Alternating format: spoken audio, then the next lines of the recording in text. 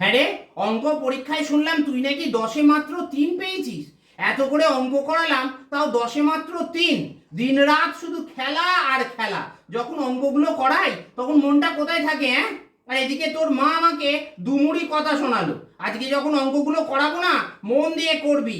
মন যদি আজকে এদিক ওদিক হয়েছে, তোরই একদিন কি আমারই একদিন। বল দেখি, তোকে আমি একটা আপেল দিলাম, তারপর আরো একটা আপেল দিলাম, তারপর আরো একটা আপেল দিলাম। এখন এখন তোর কাছে কটা আপেল থাকবে? 4টে স্যার। দূর গাধা, ভালো করে শোন।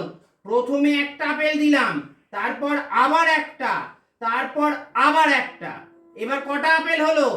স্যার 4টে। মাথা মোটা, আবার শোন। ধর, এবার আমি অন্যরকম ভাবে বলছি। ধর, তোকে আমি একটা আম দিলাম, তারপর আবার একটা আম দিলাম, তারপর আবার একটা আম দিলাম। তাহলে এখন তোর কাছে কটা আম হলো?